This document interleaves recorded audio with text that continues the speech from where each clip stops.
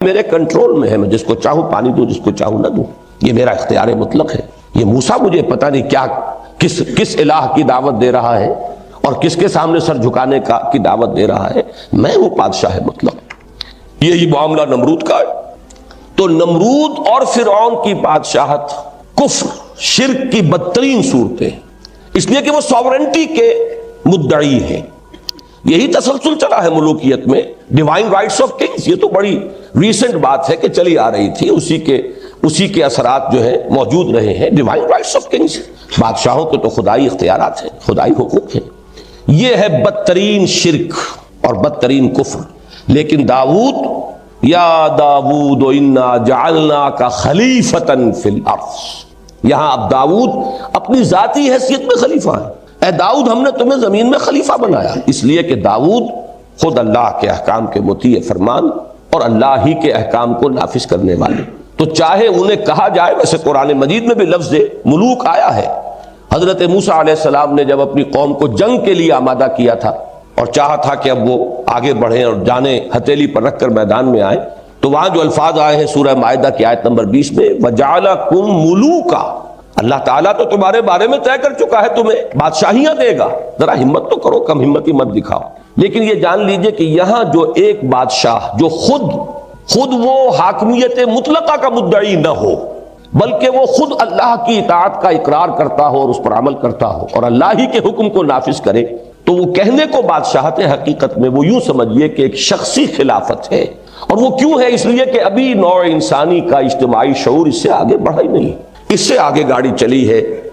تو تاریخ انسانی میں پہلی مرتبہ ایک ریپبلک قائم ہوئی، اسلامک ریپبلک، محمد الرسول اللہ صلی اللہ علیہ وسلم کے دست مبارک سے۔ اب یہاں وہ خلافت عامہ ہے، اس لیے کہ اب انسانی شعور یہاں تک پہنچ چکا ہے کہ یہ کوئی ایک فرد واحد جو ہے اسے حق نہیں پہنچتا کہ وہ حاکم بن کر بیٹھ جائے، بادشاہ بن کر بیٹھ جائے۔ لہذا واقعہ یہ ہے کہ اگرچہ خواب تو دیکھ لیا تھا افلاطون نے بھی ریپبلک کا، لیکن وہ تو ایک خواب تھا، بڑا حسین خواب، اس کی کوئی تعبیر عمل کی دنیا میں، واقعات کی دنیا میں موجود نہیں تھی۔ یہ ایک ریپبلک پہلی قائم ہوئی ہے تاریخ انسانی میں محمد الرسول اللہ صلی اللہ علیہ وسلم کے دست مبارک سے۔ اب وہاں کیا ہے؟ اب ایک فرد خلیفہ نہیں ہے بلکہ خلافت عامہ ہے۔ اس کے لیے میں یہاں ذکر کروں گا، مولانا مودودی نے یہ اصطلاح وضع کی تھی اور بہت صحیح ہے، یہ پاپولر وائسجرنسی ہے۔ چونکہ نوع انسانی کا شعور جو گیا ہے، تو جمہوریت ہے در حقیقت پاپولر ساورنٹی۔ پہلے وہ ساورنٹی ایک فرد میں، ایک خاندان میں چل رہی تھی، لیکن اب وہ ساورنٹی جو ہے اس کو پاپولر بنا دیا گیا، عوامی بنا دیا گیا۔ یہ ہے وہ سوشل ایولیوشن کا پروسیس۔ اس کے ساتھ ہی خلافت کا معاملہ جو ہے، جیسے جیسے ایک انسان بچپن سے اوپر جوانی کے طرف چلتا ہے، جسم بڑھتا ہے، تو کپڑے بھی بدلتے ہیں اس کے، وہ پرانے کپڑے اس کے جسم پر نہیں آئیں گے، اسے بڑے کپڑے بنانے پڑیں گے۔ تو نوع انسانی کا جو یہ ارتقاء ہوا، تو اس کے ساتھ ہی خلافت کا کانسیپٹ جو کا تو برقرار رہا، لیکن خلافت اب شخصی نہیں بلکہ پاپولر وائسجرنسی ہے، جس کی سب سے بڑی مثال خلافت راشدہ ہے کہ وہاں کوئی کسی نسلی بنیاد پر، کسی کے بیٹے ہونے کی بنیاد پر کوئی خلیفہ نہیں تھا، بلکہ مسلمانوں کی مرضی سے خلافت کا معاملہ جو ہے وہ طے ہوا۔ اور جیسے ہی وہ بات بدلی اور ایک خاندانی معاملہ آیا، امت نے طے کر دیا کہ اب خلافت راشدہ کا دور ختم ہوا، اب یہ دوسرا دور ہے جو شروع ہو گیا ہے۔ یہ تو بہرحال سمجھنا غلط ہے کہ بالکل ہی خاتمہ ہو گیا اسلام کا، لیکن یہ کہ کم سے کم یہ ماننا پڑتا ہے کہ ایک سیڑھی سے نیچے اتر آیا ہے ہمارا معاملہ۔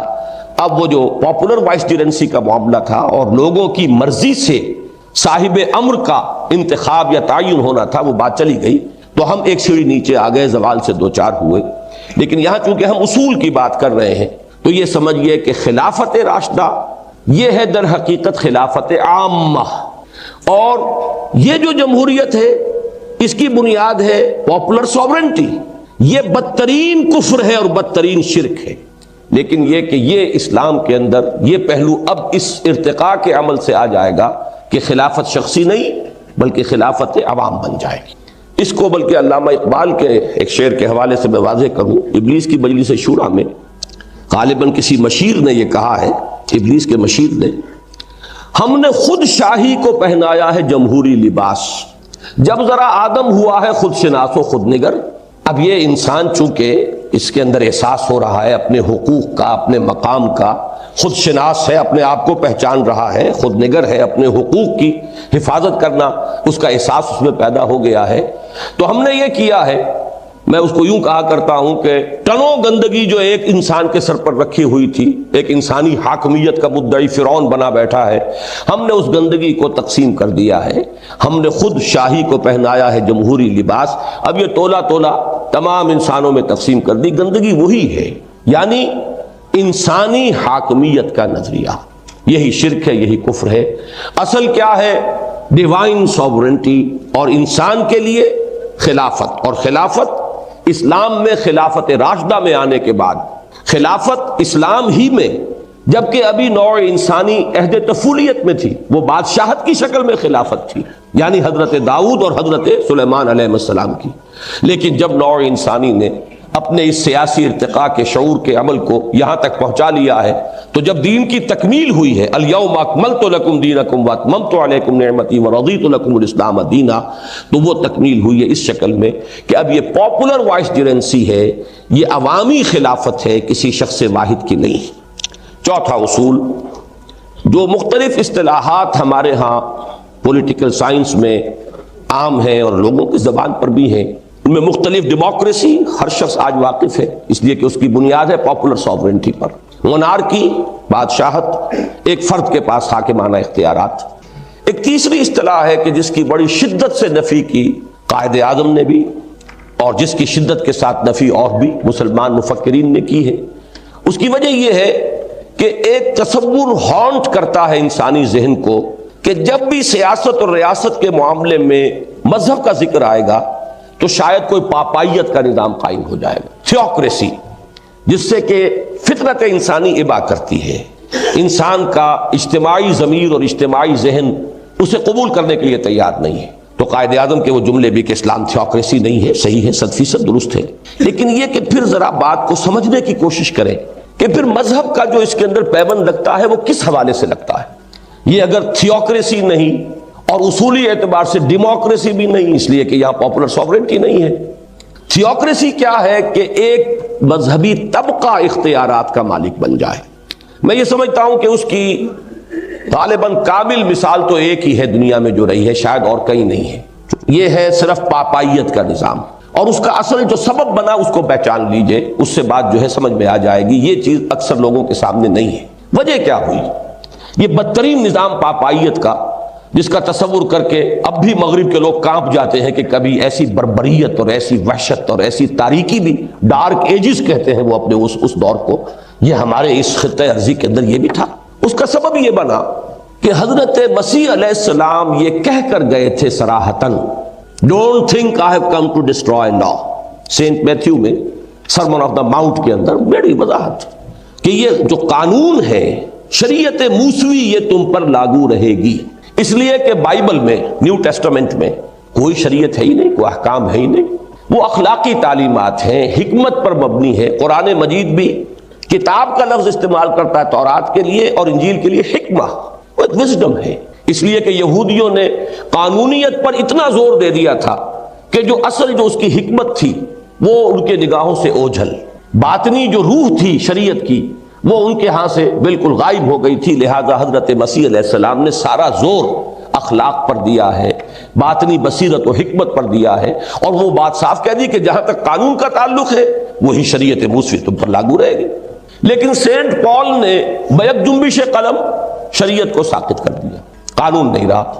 اب یہ موجودہ کرسچینٹی عجیب ہے کہ اس کے پاس کوئی قانون نہیں، کوئی شریعت نہیں، اس میں کوئی شے حرام نہیں، کوئی چیز واجب نہیں، کوئی فرض نہیں۔ وہ جو میں نے کیٹیگریز گنوائی تھی، فرض سے لے کر حرام تک، یہ 8 کیٹیگریز وہاں سرے سے کوئی ہے ہی نہیں۔ یہ خلا جو پیدا ہوا وہ کون پر کرتا اسے؟ اس کو پر کیا پھر مذہبی طبقے نے، پوپ کے ہاتھ میں اختیار آ گیا، وہ جس چیز کو بائی ڈیکری، جیسے کہ مارشل لا ایڈمنسٹریٹر جو چاہے آرڈیننس نافذ کر دے، اس کو تو کسی نہ پارلیمنٹ کے سامنے وہ جواب دہ ہے، نہ کسی عدالت عالیہ کے سامنے جواب دہ ہے۔ ایسا ہی اختیار مطلق پوپ کے ہاتھ میں آ گیا کہ وہ جس چیز کو کہہ دے کہ یہ حلال ہے وہ حلال ہے، جس کو چیز کو کہہ دے حرام ہے یہ حرام۔ اسی کو قرآن مجید نے کہا کہ اتخذوا احبارہم ورہبانہم اربابا من دون اللہ، انہوں نے اپنے راہبوں اور اپنے علماء کو اللہ کے سوا معبود بنا لیا ہے، رب بنا لیا ہے۔ اور بہت ہی عمدہ واقعہ ہے وہ کہ حضرت عدی ابن حاتم رضی اللہ تعالی عنہ، حاتم طائی جو مشہور سخی انسان گزرے ہیں، ان کے صاحبزادے عیسائی تھے، یہ ایمان لے آئے۔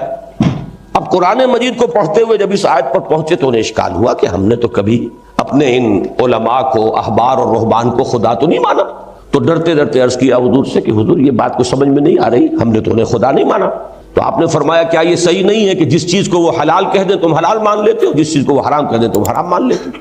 اس لیے کہ کوئی ڈیوائن کوڈ تو ہے ہی نہیں۔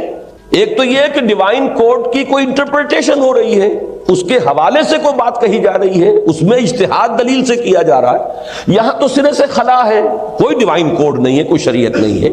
تو معلوم یہ ہوا کہ اب کلیتاً تحلیل و تحریم کا اختیار ایک مذہبی طبقے کے ہاتھ میں آ گیا۔ یہ تھی وہ بدترین پاپائیت جس کی جس قدر بھی مذمت کی جائے صحیح ہے، اور اسلام کا اس سے کوئی سروکار نہیں۔ اب اگر اسلام تھیوکریسی نہیں، اگر اسلام ڈیموکریسی نہیں، اسلام کا سیاسی نظام اگر مونارکی نہیں، تو پھر کیا ہے؟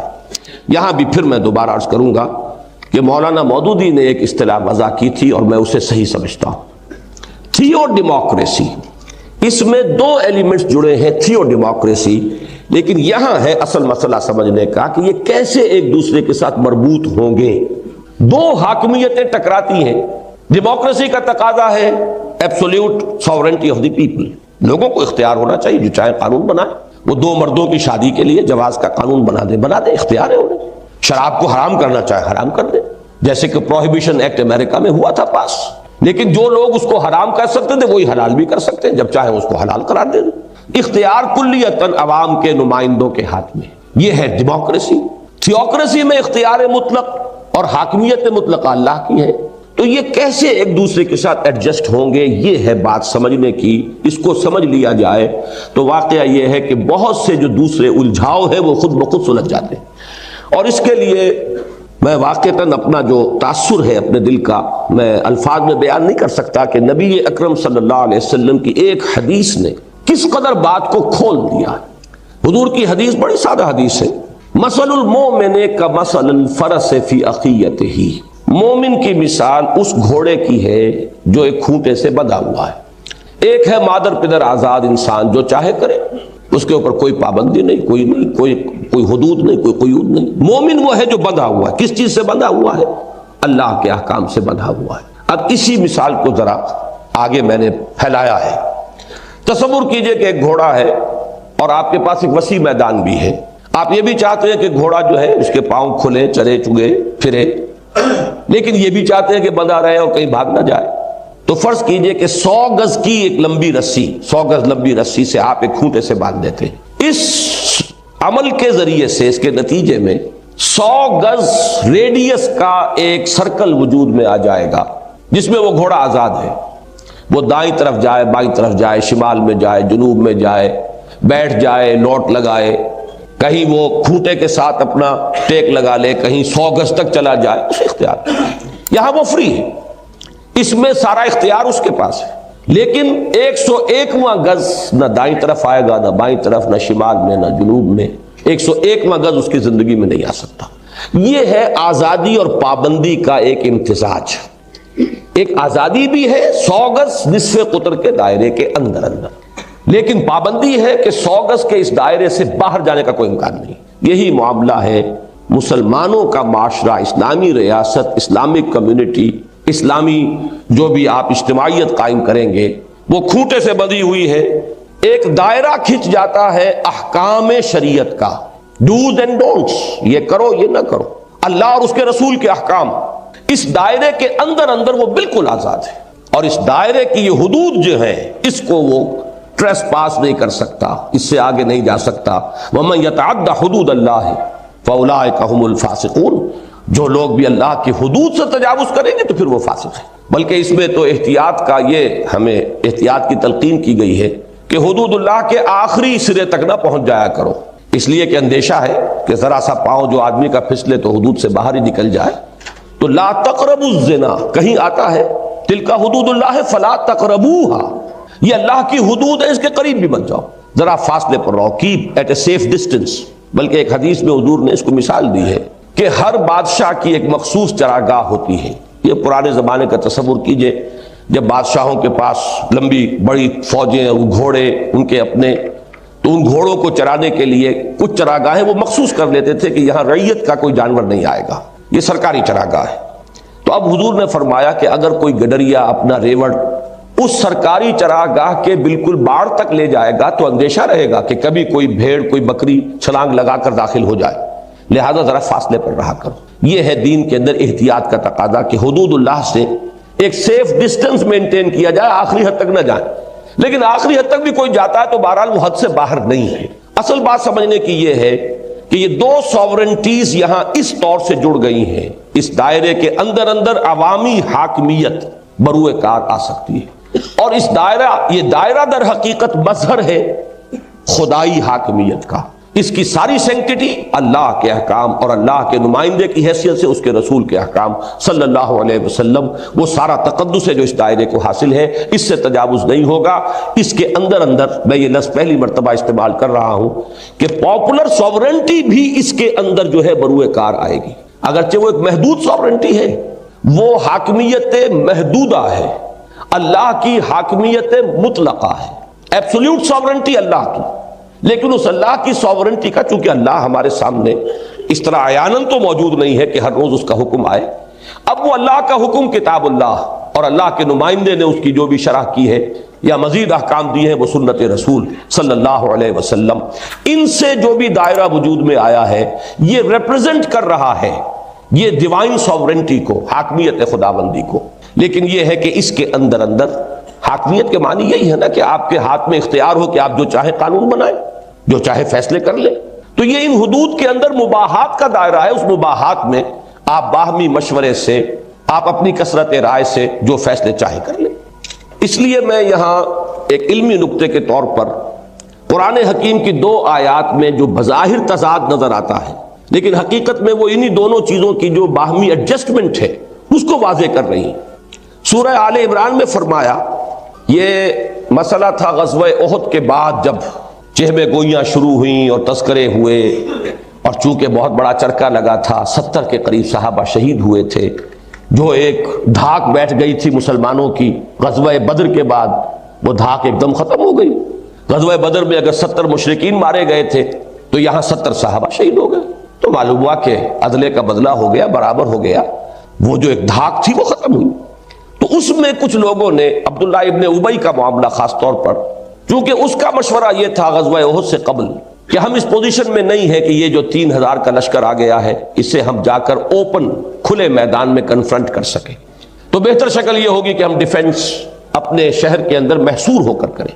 یہ تب مشورہ ہوا، نبی اکرم صلی اللہ علیہ وسلم کی ذاتی رائے بھی یہی تھی، لیکن یہ کہ اس ذاتی رائے کو جب حضور نے اپنے ساتھیوں کا رجحان غالب دیکھا کہ جوش ہے، ہمیں تو شہادت مطلوب ہے، شہادت ہے مطلوب و مقصود مومن، نہ مال غنیمت نہ کشور کشائی، تو حضور نے فیصلہ کیا ٹھیک ہے کھلے میدان میں جا کر جنگ کریں۔ اب وہاں جو سچویشن پیش آ گئی اس کے حوالے سے اب منافقین نے ایکسپلائٹ کرنا شروع کیا کہ دیکھیں جی مشورہ مانتے نہیں ہیں، منمانی کرتے ہیں، اگر وہ مشورے سے بات ہوئی ہوتی، ہم نے مشورہ دیا تھا، اور آپ کو معلوم ہے 300 آدمی میدان جنگ سے واپس آ گئے تھے عبداللہ ابن ابی کے ساتھ۔ حضور جب نکلے ہیں غزوہ احد میں تو 1000 اہل ایمان ساتھ تھے، لیکن وہاں سے 300 یہ عبداللہ ابن ابی کے ساتھ واپس آئے تو 700 رہ گئے۔ تو اب انہوں نے کہنا شروع کیا، یہ ہے اس کا پس منظر، یقولون هل لنا من الامر من شیء، یہ کہہ رہے ہیں کہ کوئی ہمارے ہاتھ میں بھی اختیار ہے کہ نہیں، یہ جو چاہتے ہیں فیصلہ کر دیتے۔ آخر یہ کہ فیصلے کے اندر کوئی مشورہ ہو، کوئی گنتی ہو، ووٹنگ ہو، کچھ تو ہو۔ هل لنا من الامر من شیء، کوئی ہمارے ہاتھ میں بھی اختیار ہے یا نہیں؟ قل ان الامر کلہ للہ، اے نبی ان سے کہہ دیجئے کہ امر تو کل کا کل اللہ کے لیے ہے، اللہ کے اختیار میں ہے، اور اللہ کا نمائندہ رسول ہے صلی اللہ علیہ وسلم، تو گویا کہ ڈی جیورے وہ اللہ کا ہے اور ڈی فیکٹو محمد رسول اللہ کا ہے صلی اللہ علیہ وسلم۔ لیکن یہ تو ہوئی ایک بات، اس میں گویا کہ کیٹیگوریکل ڈینائل ہو گیا کہ انسانوں کے لیے کوئی امر نہیں ہے، کوئی اختیار نہیں، کوئی فیصلہ کرنے کا کوئی اتھارٹی نہیں۔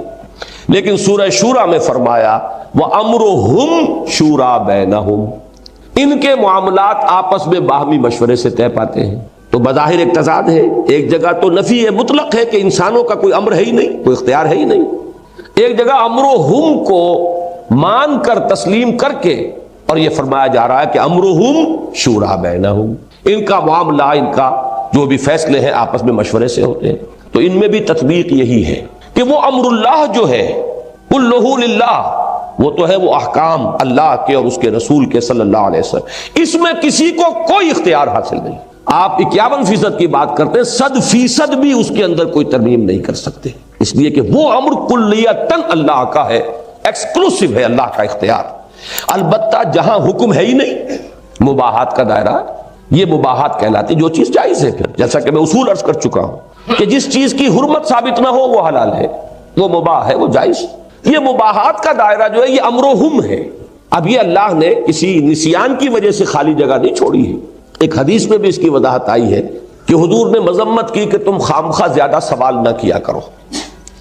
اگر اللہ نے کسی معاملے میں اجمال اور ابہام کو پسند کیا ہے تو کسی بھول کی وجہ سے نہیں ہے، وہ اس میں تمہارے لیے گنجائش باقی رکھنا چاہتا ہے۔ یہ واقعہ بھی سن لیجئے کہ جب حج کی فرضیت ہوئی تو جب حضور نے بیان کیا کہ اب مسلمان پر جو صاحب استطاعت ہے حج بیت اللہ فرض، تو ایک صاحب کھڑے ہو گئے کہ کیا حضور کیا ہر سال فرض ہے؟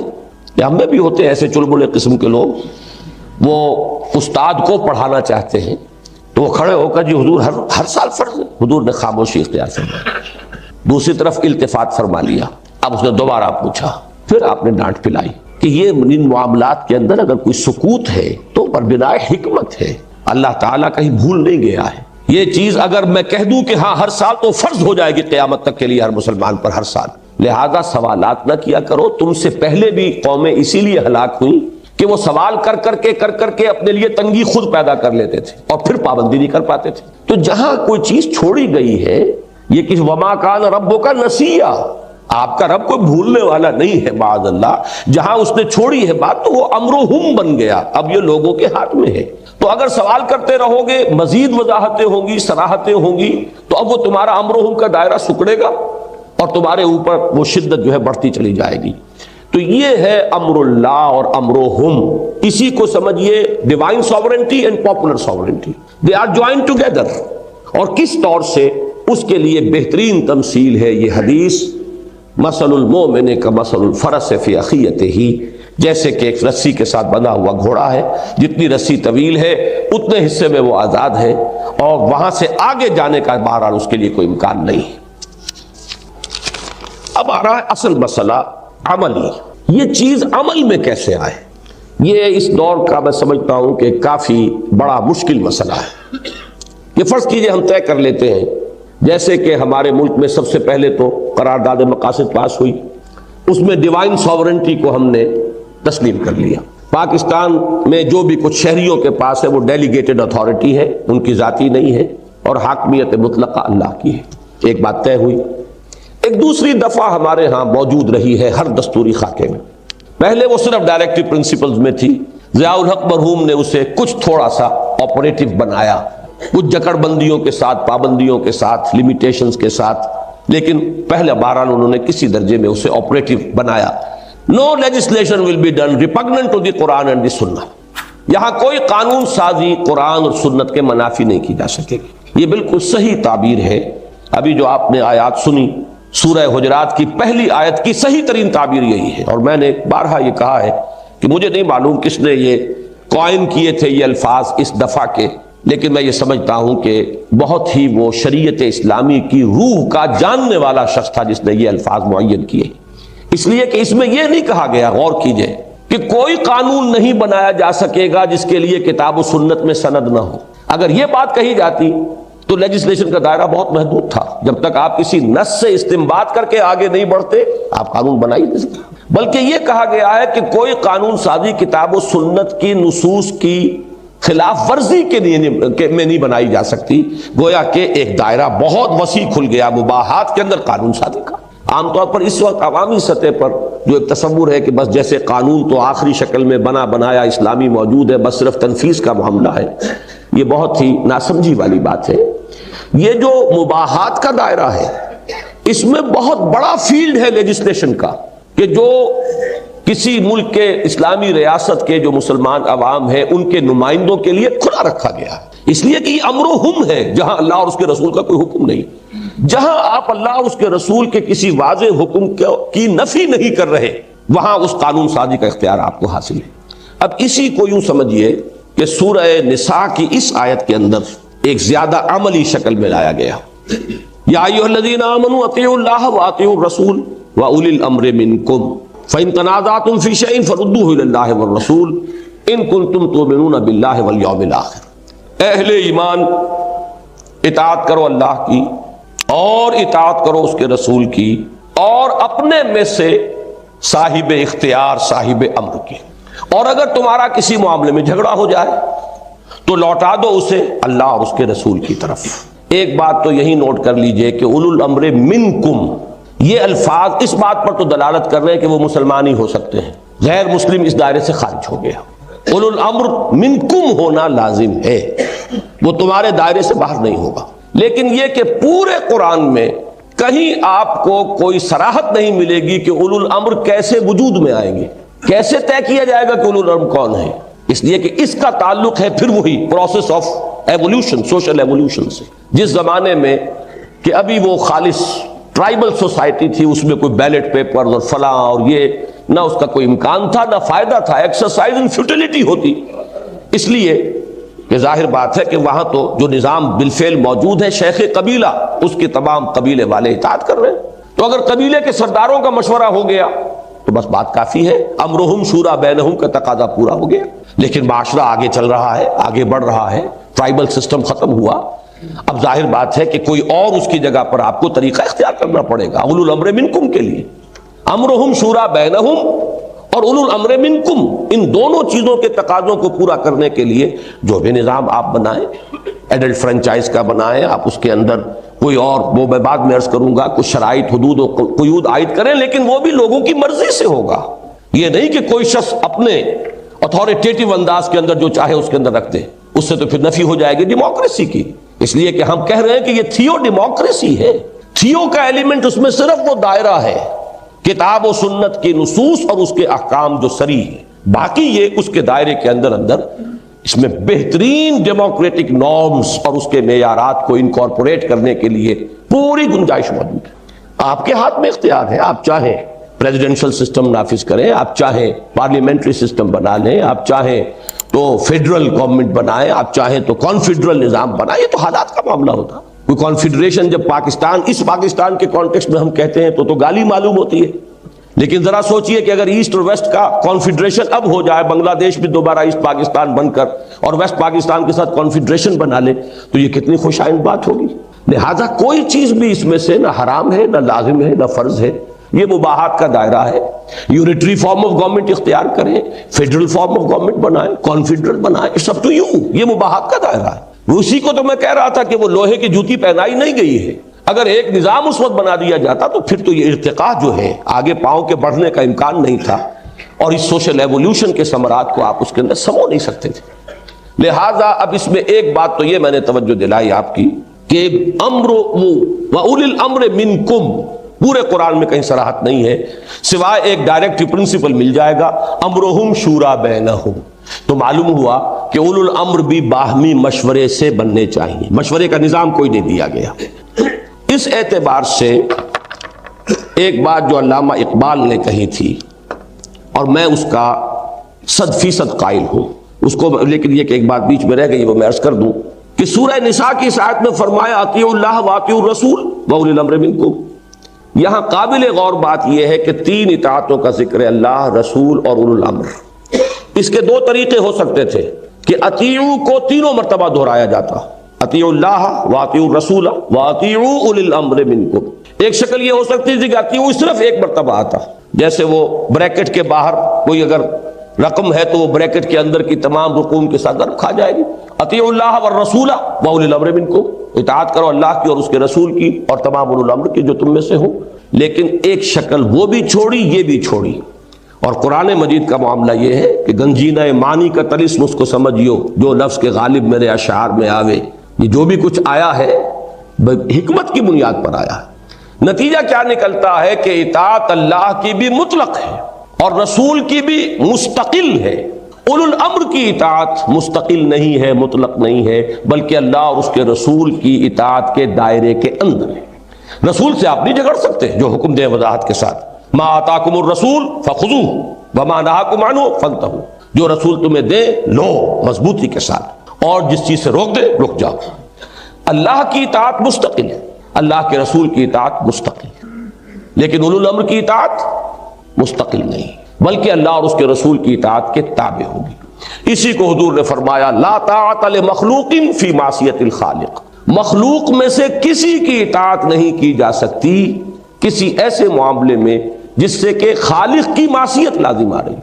والدین کی اطاعت کرو، لیکن اگر وہ معصیت کا حکم دے، اللہ اور اس کے رسول کے حکم کے خلاف حکم دے، تو مت اطاعت کرو۔ میں آئلی نظام میں اور معاشرتی نظام میں عرض کر چکا ہوں کہ بہترین جو ایک خاتون کی تعریف قرآن نے کی ہے، فالصالحات قانتات، اپنے شوہروں کی فرما برداری کرنے والی ہیں، لیکن اگر شوہر معصیت کا حکم دیتا ہے لا سمع ولا طاعہ، کوئی اطاعت نہیں، اطاعت ہوگی اللہ اور اس کے رسول کے احکام کے دائرے میں۔ یہی بات وہ ہے کہ جو حضرت ابو بکر نے فرمائی تھی رضی اللہ تعالی عنہ، جب تک میں سیدھا رہوں، بیعت خلافت کے بعد پہلا خطبہ، تم پر میری اطاعت فرض ہے، میں ٹیڑھا ہو جاؤں تو مجھے سیدھا کرنا فرض ہے۔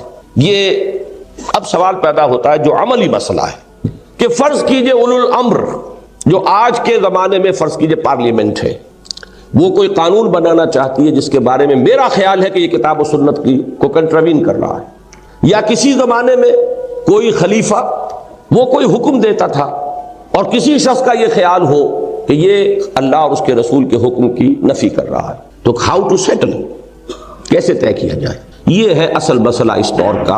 اصولی ہدایت تو یہ ہے کہ ردوہ الی اللہ والرسول، اللہ اور اس کے رسول کی طرف لوٹا دو، لیکن کون لوٹائے، کون فیصلہ کرے؟ اب میں آپ کو یاد دلاتا ہوں کہ جس زمانے میں پاکستان کی وہ پہلی دستور اسمبلی جو ہے اپنا کام کر رہی تھی، کچھ تھوڑی سی دستور سازی کی طرف کچھ پروگریس ہو رہی تھی، تو اب سوال پیدا ہوا کہ یہ جو دستوریہ ہے یا مقننہ ہے، لیجسلیچر ہے، اس کے اوپر کیسے چیک اینڈ بیلنس ہو کہ وہ کتاب و سنت کی کو کہیں کنٹروین نہ کر جائے۔ چنانچہ پہلا تجربہ یاد ہوگا کہ علماء بورڈ بنایا گیا۔ اب سوال یہ پیدا ہوا کہ اگر علماء کا ایک بورڈ بنا دیا جائے اور پھر ان کا فیصلہ آخری ہو تو پھر یہ تھیوکریسی بن گئی، پھر یہ جو عوام کے نمائندے یہاں بیٹھے ہیں جو ووٹ لے کر آئے ہیں، پھر ان کا اختیار کہاں رہا؟ ان کے پاس تو کوئی اختیار نہیں ہے۔ فرض کیجئے کہ ان کی اکثریت ایک قانون پاس کرنا چاہ رہی ہے، لیکن یہ کہ علماء بورڈ، تو معلوم تو یہ ہوا کہ پھر تو یہ ایک تھیوکریسی کی شکل بن گئی، ایک مذہبی طبقہ ہے کہ جس کی حکومت ہے اور قانون سازی کا اختیار مطلق اس کے ہاتھ میں چلا گیا۔ میں کسی مذمت کے لیے اس وقت نہیں کہہ رہا، لیکن یہ کہ بات کی وضاحت کے لیے کہہ رہا ہوں کہ اس کی مثال بالفعل اس وقت ایران میں موجود ہے۔ پارلیمنٹ بھی ہے، انتخابات بھی ہیں، لیکن اوپر ٹاپ پر آیت اللہ خمینی صاحب تشریف فرما ہے، یا یہ کہ ان کے بعد جانشینی کے لیے کوئی ایک بورڈ ہے علماء کا جو تجویز کیا جا رہا ہے، فائنل اتھارٹی تو ان کے ہاتھ میں ہے۔ تو معلوم یہ ہوا کہ اگر یہ شکل اختیار کی جائے، ان کے تصورات ہیں امامت کے، اور نائب امام کی اب شکل اختیار، حیثیت اختیار کی ہے خمینی صاحب نے، لہذا یہ تو ان کی جو تھیولوجی ہے اور ان کا جو نقطہ نظر ہے اس کے اعتبار سے تو کمپیٹیبل ہو جاتا ہے کسی نہ کسی شکل میں، لیکن اہل سنت کا تصور تو تصور خلافت ہے، اور خلافت بھی پاپولر خلافت، پاپولر وائسریگنسی، اس کے ساتھ یہ تصور کسی بھی درجے میں کوئی مناسبت نہیں رکھتا۔ کوئی علماء بورڈ کہ وہ فائنل اتھارٹی اس کے ہاتھ میں آ جائے اور وہ فیصلہ کرے کہ یہ چیز مطابق اسلام ہے یا نہیں۔ اچھا، اس سے آگے بڑھ کر وہ آئیڈیالوجی کونسل بنائی گئی۔ سوال وہاں بھی پھر یہی آ گیا کہ آیا آئیڈیالوجی کونسل جو ہے آپ کی، اس کی سفارشات بائنڈنگ ہوں گی پارلیمنٹ پر؟ اگر اس کی سفارشات بائنڈنگ ہو گئی تو پھر وہی تھیوکریسی وجود میں آ گئی۔ پھر کاہے کے لیے ایکسرسائز ان فیوٹیلیٹی، یہ الیکشن اور یہ سارا معاملہ کاہے کے لیے؟ یہی وجہ ہے کہ کروڑوں روپیہ اس پر خرچ ہوا ہے۔ It has all gone in waste۔ ساری چیزیں پائل اپ ہوتی چلی گئی ہیں، وہ وزارت عدل میں اور وزارت قانون میں وہ جا کر فائلیں اور سفارشات ان کی رکھی جاتی رہیں، ان میں سے کبھی کسی کو کوئی چیز ایک پسند آ گئی تو اس میں سے نکال کر اس کو لگا لیا لیجسلیشن کے کسی پیس میں، اور اس سے اور الٹا خرابی پیدا ہوئی ہے، اس لیے کہ وہ تو ایک as a whole, organic whole کی شکل میں، جب تک کہ وہ کل نہ ہو اس کا کوئی جز جو ہے وہ تو بجائے مثبت کے منفی نتائج پیدا کرے۔ باقی یہ کہ اکثر و بیشتر تو ان کی رپورٹیں دکھائی تک نہیں جاتی تھی۔ میں نے جو تھوڑا سا عرصہ ضیاء الحق مرحوم صاحب کی شورا میں گزارا ہے، اس وقت میں نے کہہ کر دباؤ دے کر تو جو بینکنگ سے متعلق رپورٹ تھی وہ تو تھی یوں سمجھیے کہ بالکل اس طرح سیکرٹ کہ اسے دکھانا بھی کسی کو ان کی اجازت نہیں تھی کہ وہ دکھا سکے۔ وہ بعد میں نے اسے اوپن کیا وہ، اور میں نے کہہ کر خاص طور پر میں نے کہا پبلش تو کیجئے، ان کی اتنی محنت ہوئی ہے، اس کے اوپر قوم کا پیسہ لگا ہے جن لوگوں نے بیٹھ کر یہاں کام کیا ہے، لہٰذا اب اس کو کم سے کم کوئی اختلاف کرے، کچھ کرے، اس کو آپ پبلش تو کیجئے، ورنہ اس سے پہلے اسے وہ دن کی روشنی دیکھنا جسے کہتے ہیں وہ نصیب نہیں ہوا تھا۔ باقی ہے کہ اس کے بعد بھی پھر جو وہ پی ایل ایس وغیرہ کا نظام بنا وہ اپنے طور پر بنا، اس سے کوئی تعلق نہیں۔ بہرحال یہ میں صرف 2 مثالیں دے رہا ہوں بات مسئلے کی جو سنگینی ہے اس کو بیان کرنے کے لیے، اور اس دور میں یہی ہے اصل میں پریکٹیکل پہلو سب سے مشکل، سب سے اہم۔ میرے نزدیک اس کا جو حل ہے، یہ میری ہمبل سبمیشن ہے، اس پر غور کیے، اور یہ حضرات جو یہاں تشریف فرمائیں یقیناً زیادہ اہل اور زیادہ احق ہیں اس کے کہ وہ اس کے بارے میں رائے دیں۔ میری رائے یہ ہے کہ یہ اختیار سپیریئر کورٹس کے پاس ہونا چاہیے، اس لیے کہ دنیا بھر میں یہ اس دور میں جو بھی، پھر میں بعد میں وہی لفظ استعمال کر رہا ہوں، سوشل ایولیوشن، اس کے نتیجے میں یہ بات مانی گئی ہے کہ ریاست کے یہ جو 3 بڑے بڑے اہم شعبے ہیں، بازو ہیں، ایک طرف ایگزیکٹو ہے، لیجسلیچر ہے، تیسری طرف جوڈیشری ہے، دستور میں معین ہوتا ہے کہ اس ریاست کے کیا اساس ہے، کیا اصول ہیں، کیا قواعد ہیں، اور اس دستور کی کسٹوڈین سپیریئر کورٹس ہیں۔ اگر جو شہری حقوق دستور گارنٹی کرتا ہے کسی ملک کے عوام کو، ان میں سے کسی حق کے اوپر ایگزیکٹو اگر کوئی چھاپا مارتی ہے، کوئی ڈپٹی کمشنر، کوئی گورنر، کوئی اس کے اس حق کو ساقط کرتا ہے، تو آپ کہاں جاتے ہیں؟ آپ کورٹس جائیں گے اور کنڈا کھٹکھٹائیں گے کہ دستور اس ملک کا یہ بتا رہا ہے کہ یہ میرا حق ہے، اور میرے حق پر فلاں جو ہے قدغنیں کی گئی ہیں، چھاپا مارا گیا ہے، تو میری جو شکایت ہے رفع کی جائے۔ بالکل اسی طریقے سے اگر کسی ملک کے دستور میں یہ معین ہو جائے، یہ اٹس اے بگ اف، آسان کام نہیں ہے یہ، لیکن یہ معین ہو جائے کہ یہ دفعہ جو ہے no legislation will be done repugnant to the Quran and the Sunnah, یہ 100% آپریٹو ہو جائے، نو ایکسیپشن۔ اور یہ بات اچھی طرح جان لیجئے، ایک ایکسیپشن بھی کر دیا جائے تو پھر وہ اسلامی نہیں رہے گا نظام، وہ منافقانہ نظام بن جائے۔ افتؤمنون ببعض الکتاب وتکفرون ببعض، کیا تم ہماری کتاب اور شریعت کے ایک حصے کو مانتے اور ایک کو نہیں مانتے؟ فما جزاء من یفعل ذلک منکم الا خزی فی الحیاۃ الدنیا ویوم القیامۃ یردون الی اشد العذاب۔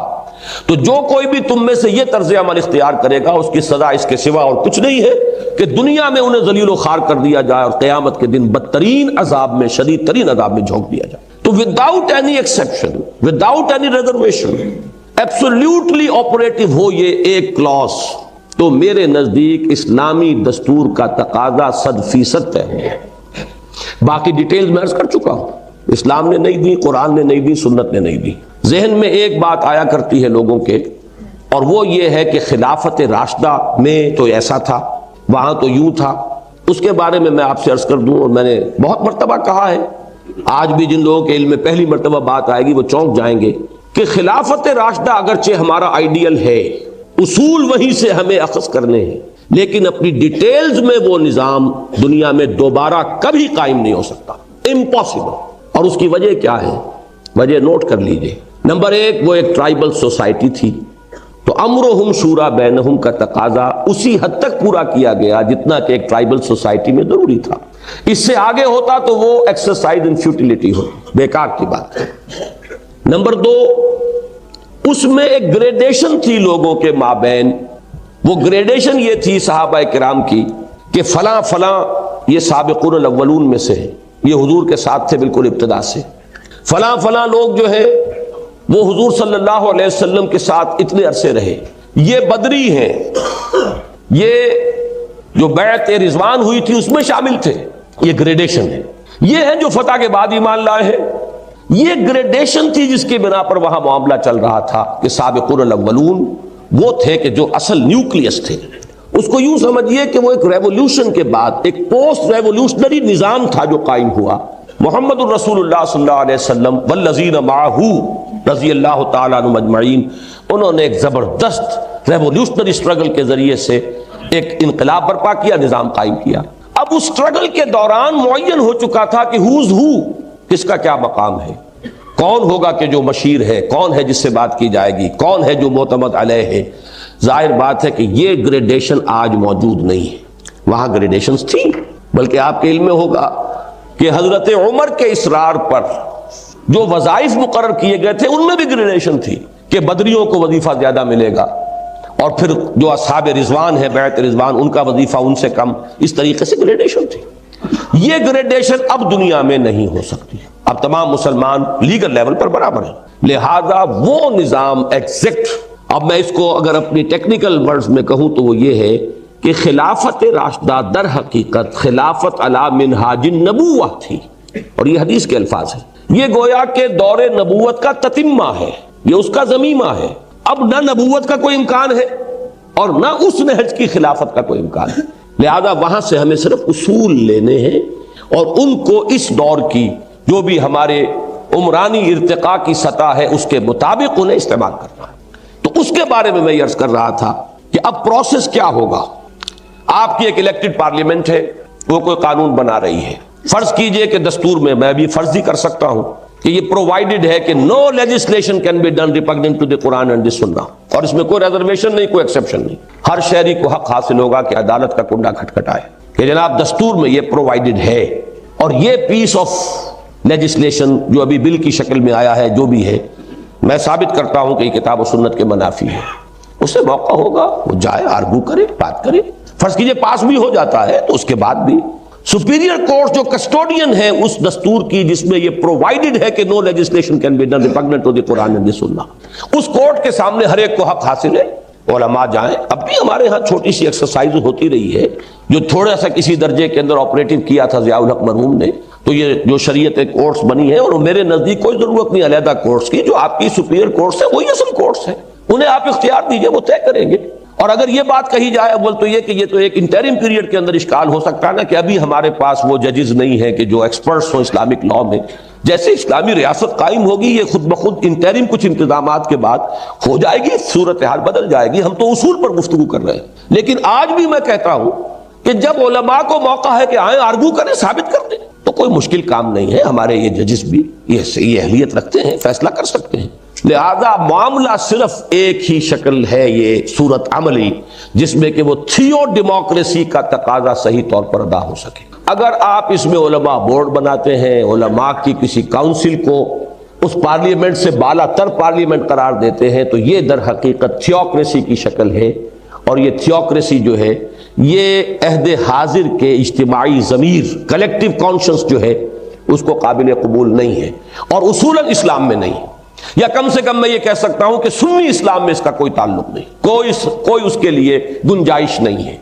وہاں چونکہ شیعہ اسلام میں وہ ایک امامت معصومہ کا تصور چلا آ رہا ہے، تو وہاں تو اصولاً تو وہ موجود ہے ابھی، چاہے امام غائب ہے، لیکن آپ کو معلوم ہے کہ انہی کی ایک شاخ ہے اسماعیلیہ، ان کا امام حاضر ہے اور وہ امام معصوم ہے، لہذا وہ تو جو چاہے گا، وہ پوپ کی حیثیت ہے، اس کو حاصل ہے، جس چیز کو چاہے حلال کر دے، جس چیز کو چاہے حرام کر دے، اس کا اختیار ہے، جیسے پوپ کو تھا ویسے اسے ہے۔ یہ ہے تھیوکریسی کے نظام جو اس تصور امامت معصومہ کے ساتھ تو کمپیٹیبل ہے۔ ایک آدمی اگر اس کو قبول کر لیتا ہے تو اس کی کرولری کے تحت یہ چیز بھی قابل قبول ہو جائے گی، لیکن یہ ہے کہ سنی کانسیپٹ جو ہے، پولیٹیکل تھاٹ جو ہے سنی، اس میں اس کی کوئی گنجائش نہیں۔ واحد عملی شکل یہی ہے، پہلے ایک بہت زبردست عوامی رائے کا اظہار درکار ہوگا جو ایسرٹ کرے کلیکٹیو ول کہ ہم چاہتے ہیں مسلمان جینا، مسلمان مرنا۔ وہ کس طریقے سے ہوگا وہ ایک علیحدہ پروسیس ہے جو کہ کل زیر گفتگو آئے گا، زیر بحث آئے گا، لیکن یہاں سے ہمیں سپوز کر کے چلنا ہوگا، سپوز کہ کسی ملک کے رہنے والے کلیکٹیولی ڈیسائیڈ کر دیتے ہیں کہ no legislation will be done repugnant to the Quran and the Sunnah, اور یہ پرووائڈ کر دیا جاتا ہے دستور کے اندر بغیر کسی ریزرویشن اور ایکسیپشن کے، اب یہ کام سپیریئر کورٹس کا ہے، اسی کے پاس ہوگا، جیسے بقیہ حقوق جو ہے شہریت کے، اس کے کسٹوڈین وہ ہے، اسی طرح اس دفعہ کے کسٹوڈین بھی وہ ہوں گے۔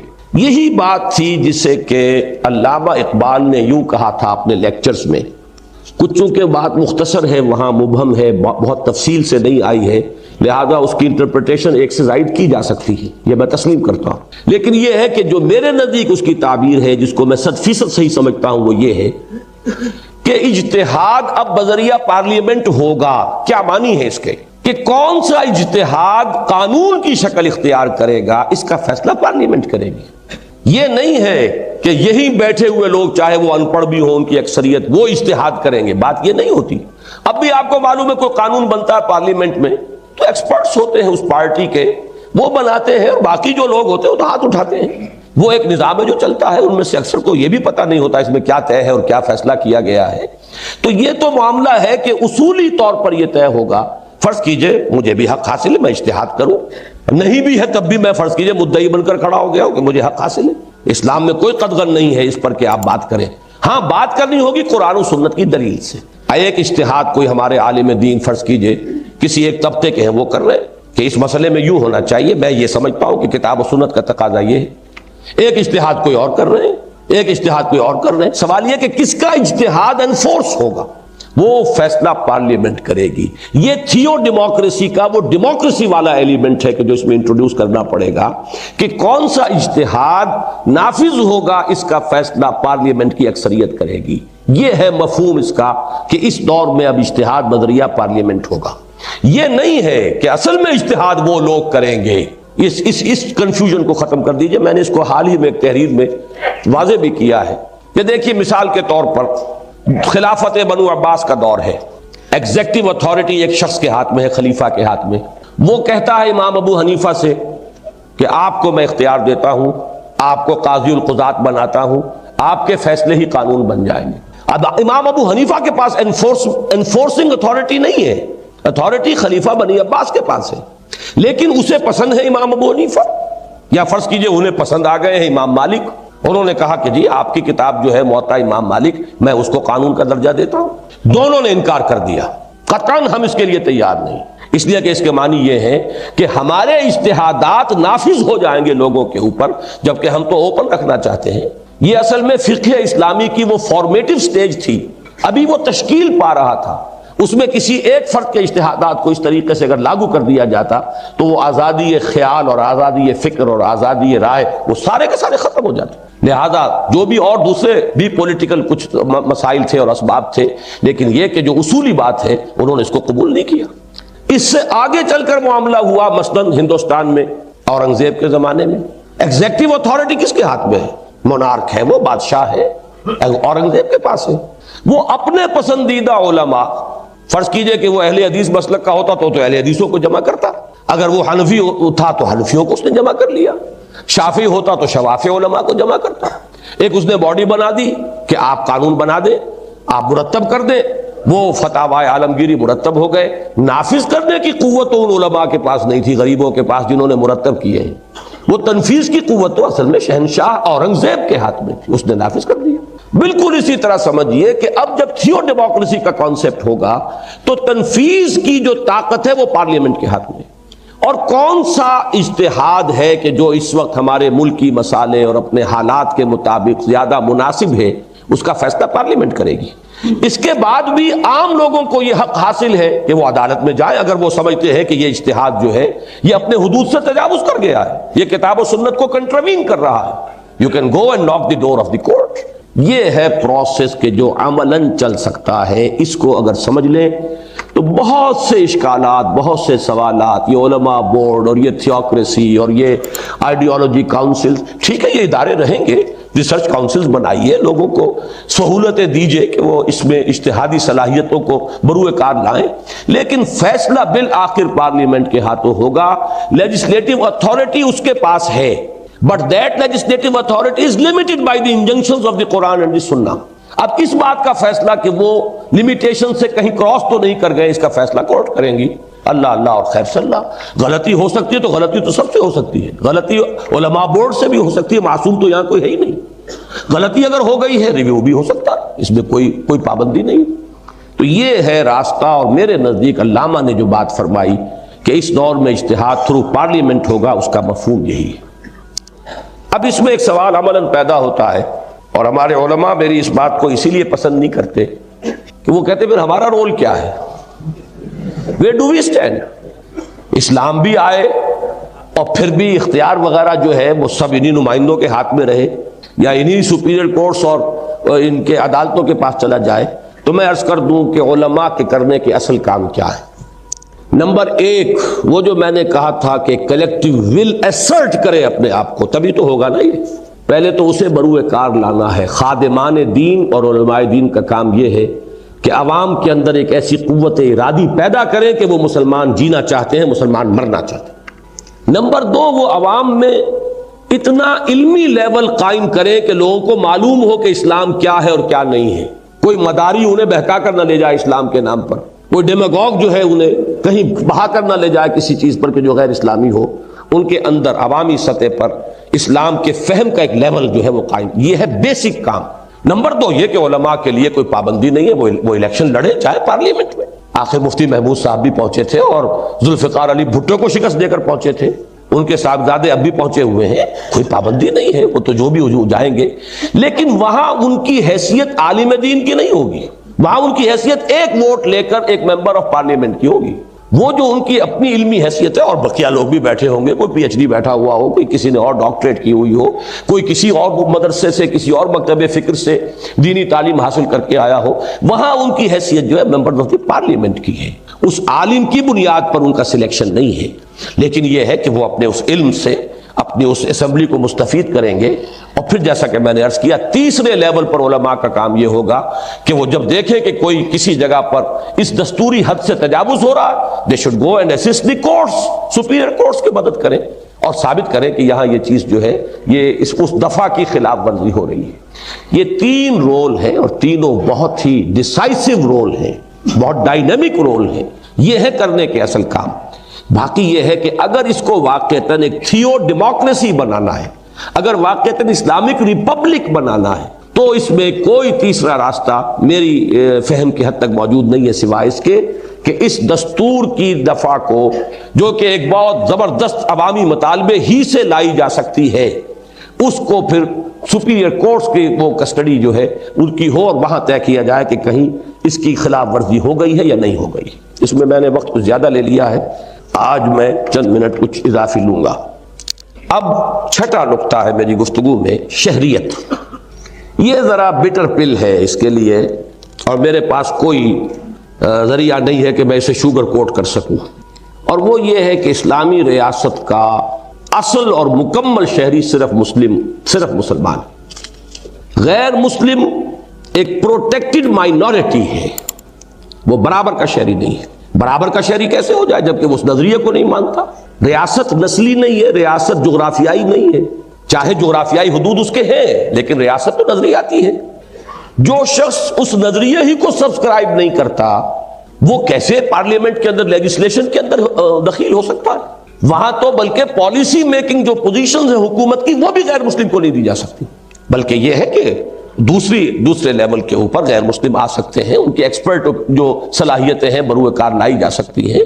لیکن یہ ہے کہ جہاں تک ریاست کی پوزیشنز, جہاں پالیسی اور ڈیسیجن میکنگ ہو رہی ہو, وہاں, اور خاص طور پر لیجسلیشن, جس لیجسلیشن کی بنیاد یہ ہے کہ کتاب و سنت کے منافی یہاں کوئی قانون سازی نہیں ہو سکتی, تو بالکل لاجیکل بات یہ ہے کہ وہاں کا شہری, صحیح شہری, مکمل شہری, جو چاہے آپ اسے تعبیر کر لیں, وہ صرف مسلمان ہے.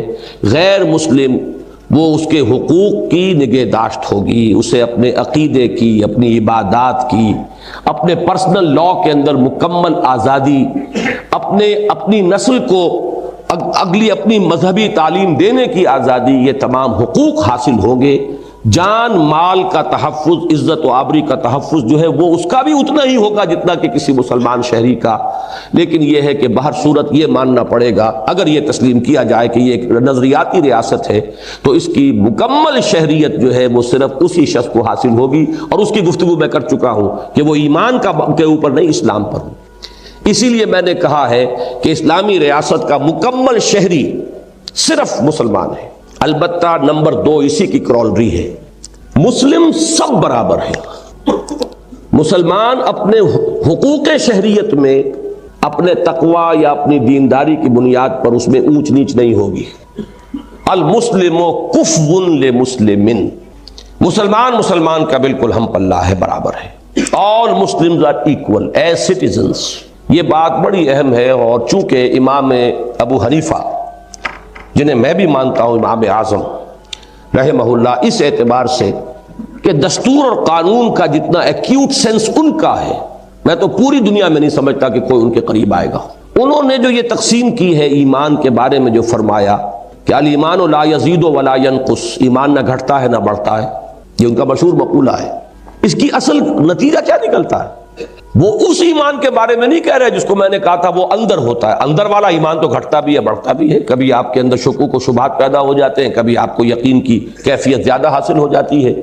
آپ قرآن پڑھتے ہیں تو اندر خود محسوس ہوتا ہے کہ ایمان اور یقین میں اضافہ ہو رہا ہے. آپ کہیں غافلوں کی محفل میں بیٹھتے ہیں, گپ بازی کرتے ہیں تو خود محسوس ہوتا ہے کہ کچھ نہ کچھ یہاں کمی ہوئی ہے. وہ ایمان تو گھٹتا بڑھتا ہے. لیکن جو لیگل ایمان ہے جس کی بنیاد پر کہ دنیا میں کسی شخص کو مسلمان شہری مانا جائے گا, he will be entitled to all the rights of citizenship in Islamic state, یہ ایک لیگل پرابلم ہے, کانسٹیٹیوشنل ایشو ہے.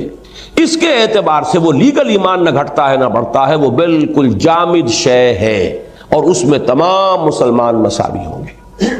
اس کی میں مثال ایک دیا کرتا ہوں جس سے بات ذرا کھل جاتی ہے کہ اگر ایک ہی شخص کے بیٹے ہوتے ابو بکر صدیق اور عبداللہ ابن ابی, ایک رئیس المومنین ایک رئیس المنافقین, اگر ایک شخص کے بیٹے ہوتے تو ان کو وراثت برابر برابر ملتی. حضرت ابو بکر کو 10 گنا زیادہ نہ ملتی عبداللہ ابن ابی سے, چاہے وہ منافقوں کا سردار, لیکن منافق بھی لیگل مسلم ہوتا ہے.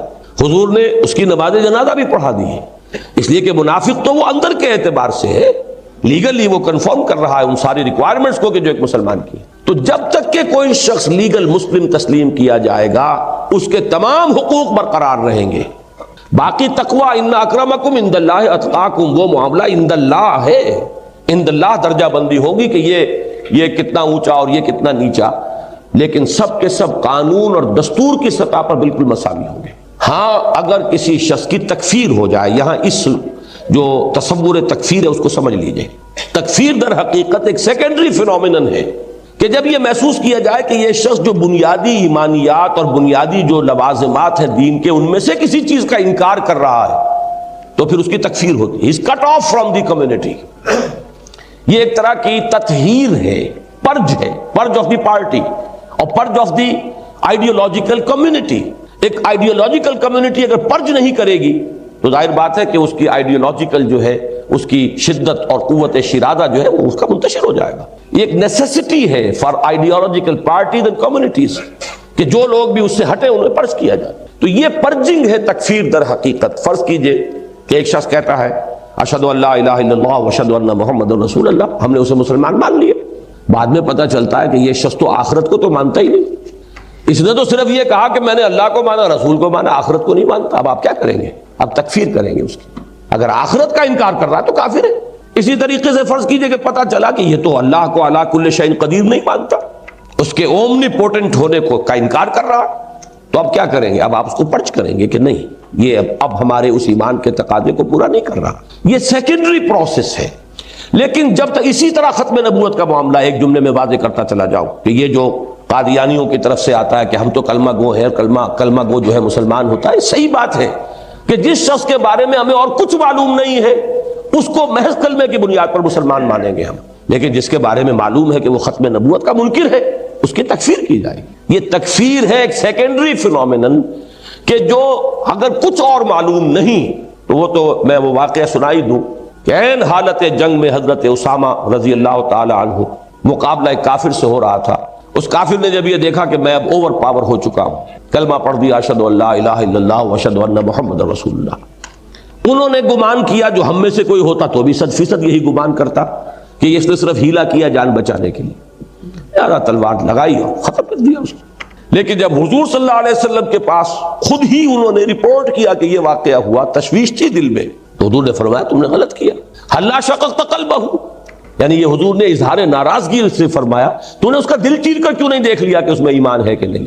مطلب یہ کہ تم تو اس پر مکلف نہیں ہو. اور فرمایا کہ اے اسامہ قیامت کے دن کیا جواب دو گے جب وہ کلمہ تمہارے خلاف استغاثہ لے کر آئے گا کہ اشہد ان لا الہ الا اللہ واشہد ان محمد رسول اللہ کے ہوتے ہوئے تلوار چل گئی. یہ کیا سچویشن ہے کہ اور کچھ معلوم نہیں ہمیں, صرف ایک شخص کا کلمہ طیبہ یا کلمہ شہادت, لیکن جہاں معلوم ہو کہ یہ تو محمد الرسول اللہ کو گالیاں دیتا ہے صلی اللہ علیہ وسلم, یا یہ ختم نبوت کا قائل نہیں, یا یہ نماز کا منکر ہے. ایک ہے نماز کا تارک, وہ کافر نہیں ہے, لیکن نماز کا انکار کر دے کہ میں نہیں مانتا نماز کو, وہ کافر ہو جائے گا. یہ ہے تکفیر کا فینومینن. تو جان لیجئے کہ اس میں ہماری فزیولوجی میں ایک لا مشہور ہے, آل اور نن لا. کوئی شے ہوگی تو پوری ہوگی 100% ہوگی, نہیں ہوگی تو زیرو ہو جائے گی ایک دم, اس میں پرسنٹیج نہیں آتی. یہ سٹیزنشپ جو ہے اسلامی ریاست کی، یہ اسلام کے ساتھ ہے، اور یہ اسلام آل اور نن ہے۔ یا تو ایک مسلمان ہے تو آل دی رائٹس آف سٹیزنشپ یہ اس کو حاصل ہے، اگر وہ کافر ہو گیا تو وہ زیرو ہو گئے۔ مسلمان کی حیثیت سے جو حقوق تھے، درمیان میں کوئی گریڈیشن نہیں ہے۔ یہ ہے مفہوم امام ابو حنیفہ کے اس قول کا کہ الایمان لا یزید ولا ینقص، یہ گھٹتا بڑھتا نہیں۔ اس اعتبار سے دو باتیں میں نے عرض کی ہیں، اسلامی ریاست کا مکمل شہری صرف مسلمان ہے۔ اب آپ جو چاہیں کہیں، غیر مسلم ایک پروٹیکٹڈ مائنورٹی ہوگی، سیکنڈ ریٹ سٹیزن ہوگا، جو چاہیں کہیں، اس سے مجھے بحث نہیں ہے۔ جو عمدہ سے عمدہ اور موسٹ پیلیٹیبل لفظ اس کے لیے وضع کیا جائے کر لیجئے، لیکن یہ کہ اصول ماننا پڑے گا کہ یہ نظریاتی ریاست ہے تو اس کی مکمل شہریت اسی کو حاصل ہوگی جو اس نظریے کو مانتا ہو، قبول کرتا ہو، ٹیسٹیفائی کرتا ہو۔ نمبر دو یہ کہ وہ جو ہے وہ برابر ہے اپنے دستوری اور حقوق شہریت کے اندر مساوی۔ البتہ اس میں تیسرا سوال پیدا ہوتا ہے، اور یہ سوال اصل میں جب اسی موضوع پر میں نے کراچی میں گفتگو کی تھی تو مدیر تکبیر صلاح الدین صاحب نے اس پر کچھ گفتگو کی اور وہاں کچھ بدمزگی بھی پیدا ہو گئی، تو میں چاہتا ہوں کہ اس مسئلے کو یہاں واضح کر دوں۔ ایڈیشنل شرائط عائد کی جا سکتی ہیں، مثلا جیسے جب ایڈلٹ فرنچائز ہے اس میں بھی آپ طے کرتے ہیں نا کہ 18 برس کا ہوگا تو اسے ووٹ کا حق ہوگا، یا 20 برس کا ہوگا تو ووٹ کا حق ہوگا، یا 21 برس کا ہوگا تب ووٹ کا حق ہوگا، تو یہ تو آپ طے کرتے ہیں، یہ کہیں کتاب و سنت میں لکھا ہوا نہیں ہے۔ اسی طریقے سے فرض کیجئے کسی ملک کے شہری اپنی کانسٹیٹیوئنٹ اسمبلی کے ذریعے سے یہ طے کر لیتے ہیں کہ ہمارے ہاں ووٹ کا حق صرف اس کو حاصل ہوگا جو کم سے کم پرائمری پڑھا ہوا ہو، کم سے کم وہ یعنی جو بھی اپنی ریجنل لینگویج ہے اس میں ہی لکھنا پڑھنا جانتا ہو، یا اس سے آگے جا کر کوئی اور بھی آپ عائد کرنا چاہیں، اور یہاں الیکشن میں صرف وہی کھڑا ہو سکے گا جس کے اندر یہ اوصاف ہو۔ لیکن یہ سب کچھ ڈیپینڈ کرے گا عوام کی رائے پر، فیصلہ وہ کریں گے کہ 18 برس ہو، 21 برس ہو۔ جو میری رائے ہے وہ بعض لوگ تو اسے لطیفہ ہی سمجھتے ہیں، لیکن میں اس میں سیریس ہوں۔ میرے نزدیک تو 40 برس کی عمر ہے میچورٹی کی از روئے قرآن، اس سے نیچے وولیٹائل ایج ہے یہ، اور اس کو ڈیمیگوگس جو ہے وہ بہا کر لے جاتے ہیں۔ تو سٹیبلٹی اگر چاہیے تو 40 برس کا، اب 40 برس آپ معین کرتے ہیں، کہیں کہتے ہیں وزیر اعظم نہیں ہو سکتا 40 برس سے کم، جس کو 35 برس کر کے تو جو ہے ساری مصیبت ضیاء الحق صاحب نے اس وقت جو ہے کچھ لوگوں کے سروں پہ ڈال دی، گردنوں میں ڈال دی۔ لیکن یہ کہ یہ ساری چیزیں بھی طے ہوتی ہیں، یہ کہیں کتاب و سنت میں نہیں ہے، کہیں دنیا میں اس کا کوئی ایک قانون نہیں ہے۔ اسی طریقے سے ووٹر کے لیے کوئی ایڈیشنل شرائط، الیکشن کنٹیسٹ کرنے کے لیے ایڈیشنل شرائط ہو سکتی ہیں، لیکن یہ سب ڈیپینڈ کریں گی خود عوام کی مرضی پر کہ ان کے نمائندے ان چیزوں کو طے کریں گے، دستور کا جز بن جائیں گے، وہ انفورس ہو جائیں گے۔ لیکن بیسک کوالیفیکیشن جو ہے اسلامی ریاست میں وہ ہے اسلام۔ شہریت کی بنیادی شرط اسلام ہے، اور اس کے اندر حقوق کے اندر تمام مسلمان، المسلم کفو لمسلم، مسلمان کے ہم پلہ ہے اور برابر ہے۔ ساتویں بات پر میں اب آ رہا ہوں، اب مجھے بہت جلدی میں بات ختم کرنی ہوگی۔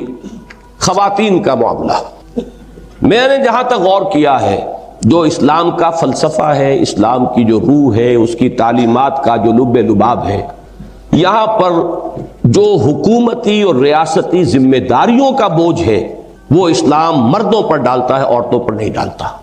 اصل میں میرے نزدیک تصور بدل جاتا ہے، ایک جگہ اسی چیز کو آپ حق کہتے ہیں اور ایک جگہ اسی چیز کو آپ ذمہ داری کہتے ہیں۔ اسے حق سمجھا جائے تو پھر یہ ایک ناانصافی کی بات آتی ہے، اگر ذمہ داری سمجھا جائے تو اللہ تعالیٰ نے، یہ میں چونکہ اس وقت کا موضوع نہیں ہے، میں صرف اپنی رائے عرض کر رہا ہوں کہ میرا مطالعہ یہ ہے، اگرچہ کوئی صریح حکم کتاب و سنت کا موجود نہیں ہے۔ یہی وجہ ہے کہ اس وقت بھی ہمارے ملک میں جو اتنی بڑی کنٹروورسی بے نظیر بھٹو کے وزیر اعظم بننے کی وجہ سے ہوئی ہے، اس میں بھی علماء جو ہیں یہ تو کہہ رہے ہیں کہ خلاف اسلام ہے، کسی نے اسے حرام مطلق نہیں کہا۔ جو بھی آپ کسی مفتی سے پوچھیں گے، فتویٰ مانگیں گے، حرام مطلق نہیں ہے، یعنی ایسی چیز کہ جس میں کوئی گنجائش نہ ہو۔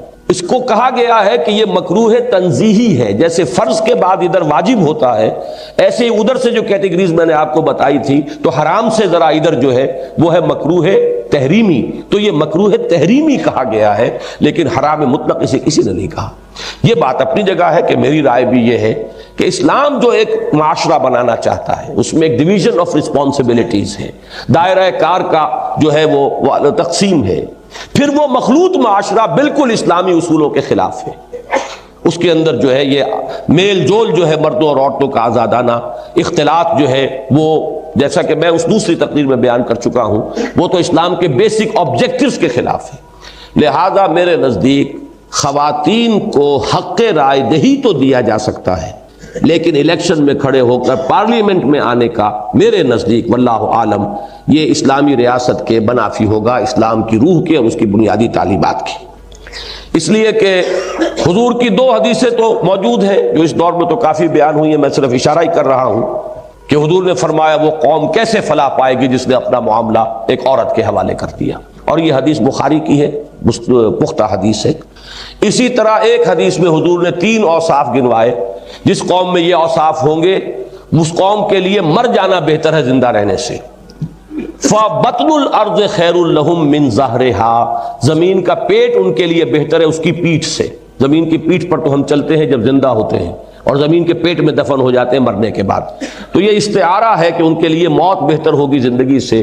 اس میں ایک یہ بھی ہے کہ وَأُمُورُهُمْ إِلَىٰ نِسَائِهِمْ، اگر ان کے معاملات ان کی عورتوں کے حوالے ہو جائیں تو یہ بھی گویا کہ ان چیزوں میں سے ایک ہے کہ جس کے بارے میں حضور کا فرمان یہ ہے کہ پھر ان کے لیے زندہ رہنے سے مر جانا بہتر.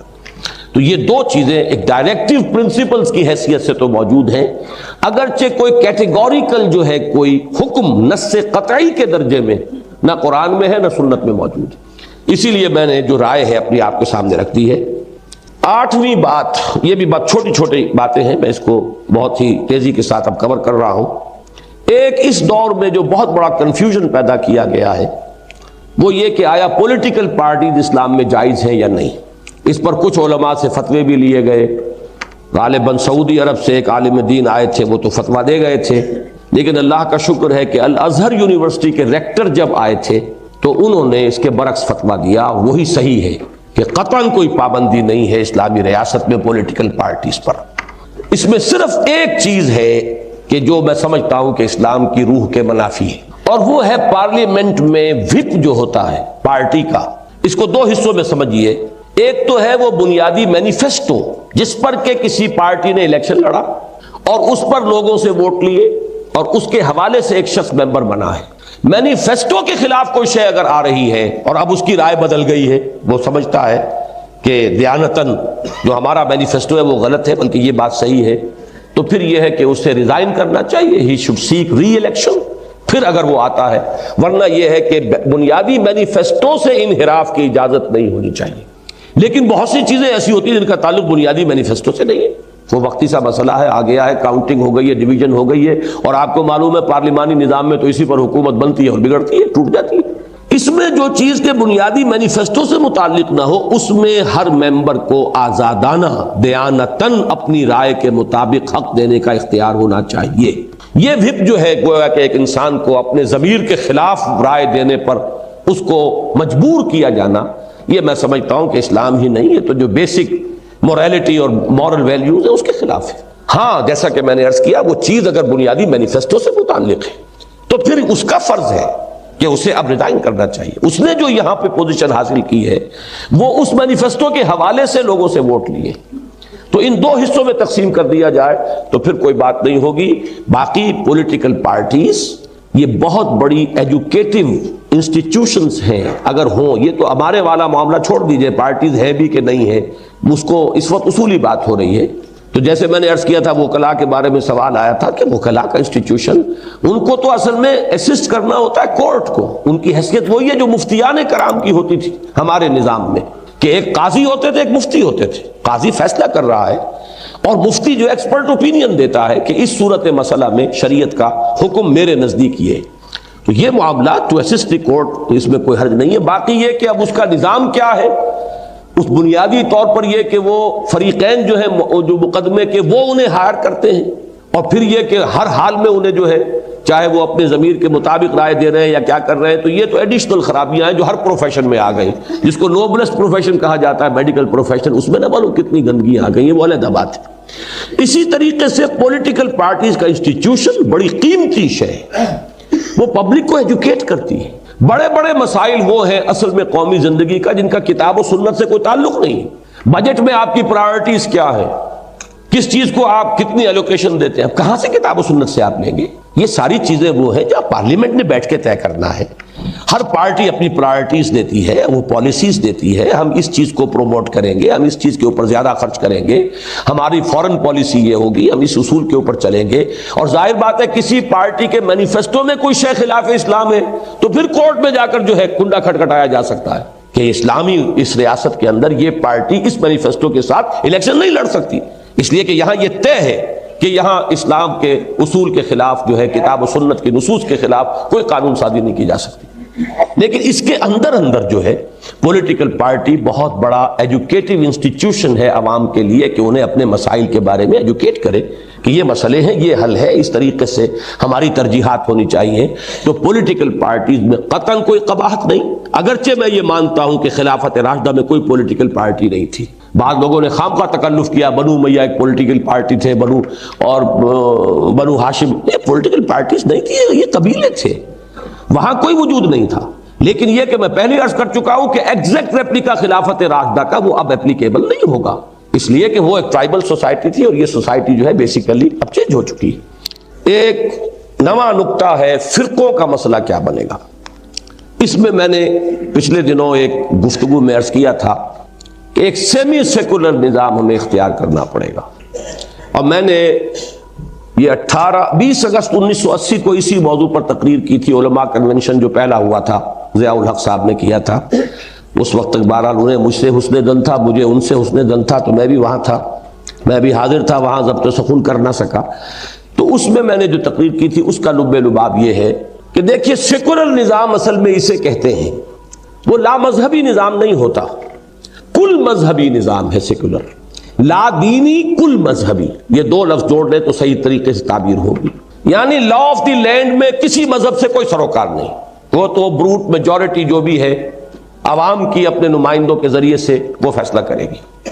البتہ پرسنل لاز میں ان کو کھلی اجازت، تم مندر میں جاؤ پوجو جس کو پوجنا ہے، تم جاؤ مسجد میں اور اللہ سے لا لگاؤ، اور تم جاؤ سینیگوگ میں، جس طرح چاہو کرو۔ اس میں صرف جو گڑبڑ آتی ہے وہ فیملی لاز میں آتی ہے، جو کہ ہندوستان میں بھی ہوئی اور بڑے بڑے پیمانے پر مسلمانوں نے وہاں کھڑے ہو کر منوایا اس بات کو کہ ہمارے فیملی لاز کو ہمارے پرسنل ہی معاملات کے اندر شمار کیا جائے گا، کوئی ایک جو یونیفارم سول کوڈ ہے وہ ہندوستان میں نہیں آئے گا۔ لیکن یہ کہ باقی دنیا میں جو سیکولر نظام چل رہے ہیں ان میں فیملی لاز کو بھی وہ لا آف دی لینڈ میں شامل کرتے ہیں، ورنہ فوجداری اور دیوانی قوانین یہ دو ہیں کہ جو لا آف دی لینڈ کے لازمی اجزاء ہیں۔ یہ جیسا کہ میں نے عرض کیا فیملی لاز یہ بارڈر لائن پر ہے، چاہے ادھر لے جائیے چاہے ادھر لے جائیے، میرے نزدیک اس کو پرسنل میں ہونا چاہیے۔ تو ہمیں سیکولر نظام جو ہے وہ کسی سطح پر مرکزی سطح جو ہے لا آف دی لینڈ میں کسی مذہب کو تسلیم نہیں کرتا، پرسنل میں تمام مذاہب کو تسلیم کرتا ہے۔ اسلامی ریاست میں اب کیا ہوگا کہ پرسنل میں تمام فرقوں کو تسلیم کیجئے، نماز جیسے شیعہ پڑھنا چاہیں پڑھیں، مسجد بنائیں، اوقات طے کریں، جو چاہیں کریں، روزہ جس وقت کھولنا چاہتے ہیں کھولیں، جس وقت سحری ختم کرنا چاہتے ہیں ختم کریں، کوئی اعتراض نہیں۔ اسی طرح یہ کہ اگر ان کے ہاں 1000 طلاقیں بھی ایک ہی طلاق شمار ہوتی ہیں اس کے مطابق طے کریں، لیکن یہ کہ شادی کے وقت طے کر لینا چاہیے کہ اس میں یہ شادی جو ہے یہ کس فقہ سے گورن ہوگی، اس وقت طے ہو جانا چاہیے، ورنہ بیوی حنفی فقہ کی ہو اور وہ جعفری فقہ کے ہو تو چکر پڑ جائے گا کسی ڈائیورس کے کیس میں کہ اب اس کے مطابق فیصلہ ہوگا، اس کے مطابق فیصلہ ہو۔ لیکن یہ کہ اصولی بات یہ ہے کہ پرسنل لا میں پوری اجازت، پوری آزادی، لا آف دی لینڈ میں جو اس وقت شکل ہے اس کے اعتبار سے بہترین صورت یہ ہے جس پر پوری گفتگو میں نے بیس کی ہے کہ صرف کتاب و سنت، نہ فقہ حنفی، نہ فقہ مالکی، نہ فقہ شافعی، نہ فقہ جعفری، none of the fiqh، Quran and the Sunnah. اس میں فرق جو پڑتا ہے وہ شیعہ حضرات کے بارے میں پڑتا ہے، ورنہ باقی تمام سنی سیکٹ اس کے اندر آ سکتے ہیں یکجا ہو کر۔ اور اس کی وجہ کیا ہے کہ شیعہ حضرات کی سورسز آف دی سنہ مختلف ہیں ہم سے، ہمارے شافعی ہوں، مالکی ہوں، حنبلی ہوں، حنفی ہوں، وہی صحیح بخاری، وہی صحیح مسلم، وہی جامع ترمذی، وہی سنن ابی داؤد، وہی سورسز ہیں، جس کو حوالہ دینا ہوگا وہیں سے دے گا۔ لیکن چونکہ شیعہ حضرات کی اپنی حدیث کی کتابیں علیحدہ ہیں، لہذا یہ کتاب و سنت کے اوپر بھی جمع ہونا مشکل ہے۔ اس صورت میں پھر یہ ہے کہ آپ یہ طے کر دیجئے کہ یہاں پر جو معاملہ طے ہوگا وہ سنی کانسیپٹ جو ہے اس کے مطابق ہوگا، جہاں اکثریت سنیوں کی ہے، اور اگر جیسے ایران میں ہے اکثریت شیعہ حضرات کی ہے تو انہوں نے جو طے کیا صحیح کیا ہے کہ لا آف دی لینڈ وہ تو در حقیقت فقہ جعفری کے تحت طے ہوگا. باقی یہ ہے کہ سنیوں کو مختلف مکاتب فکر جو اور ہیں انہیں مذہبی آزادی حاصل رہے گی، پرسنل لا کے اندر انہیں آزادی ہوگی. یہی پریکٹیکل شکل ہے. اور اس میں اگر کوئی یہ معاملہ طے کر دیا جائے کہ یہاں فقہ حنفی کے مطابق لا آف دی لینڈ ہوگا تب بھی کوئی حرج نہیں ہے کہ عظیم اکثریت یہاں پہ احناف کی ہے. لیکن جو اصل بات بتانی تھی وہ یہ کہ یہ حل ہے کہ ایک طرف یہ لا آف دی لینڈ کو رکھا جائے، اس میں یا کتاب و سنت یا اکثریت کی فقہ معین ہو جائے. باقی جو پرسنل لا ہے اس کی حد تک تمام فقہوں کو بالکل ایکول لیول پر ٹریٹ کیا جائے اور ان کو پوری آزادی حاصل ہو.